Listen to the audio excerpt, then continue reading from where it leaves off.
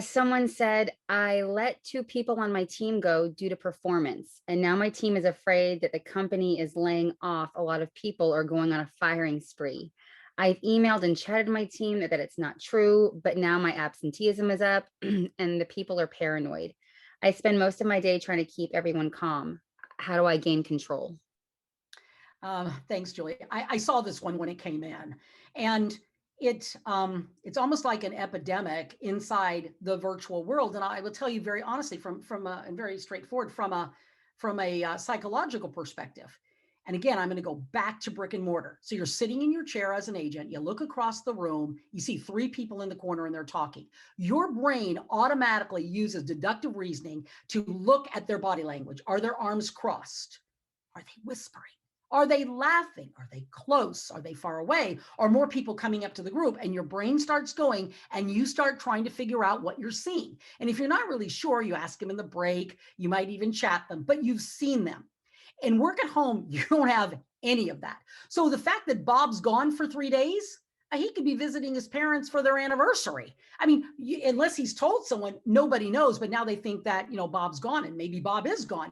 But people get afraid when they can't see something. So they start what I call this negative going viral. And literally they're texting, do you know what happened to those two people? And someone's like, oh my gosh, they're talking. Do you think they got fired? And someone's like, fired? Oh my God, are they firing people? And said firing? Oh no, I heard they were doing layoffs. And within 15 minutes, hundreds of people are chatting or texting, even on their own private devices, people within their organization, and they're trying to figure out what is going on, and their brains start going. So we're going to go back to that communication feedback loop.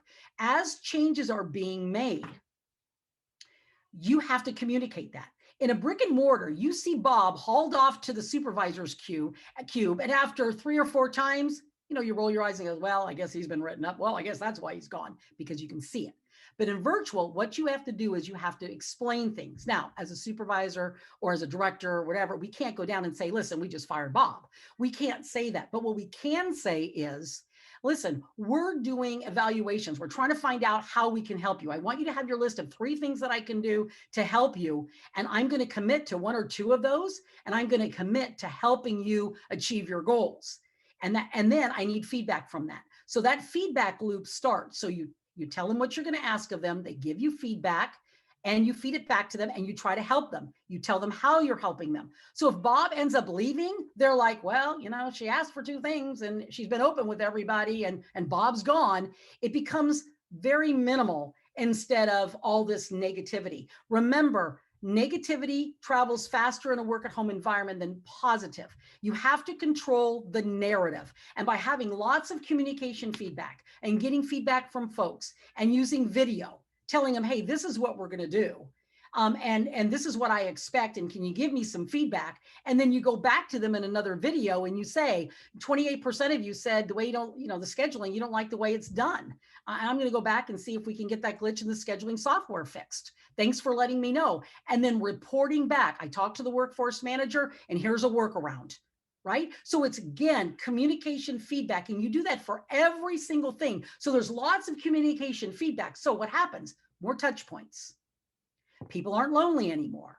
They're more engaged. They're talking among themselves about the software. They're talking about what they can do to get better. So things begin to have a more positive approach, and those go viral. And that's when the snowball happens and when magic happens inside your work at home environment. That's my answer to that question. So remember, touch points and communication feedback loops. Always let them know what's going on.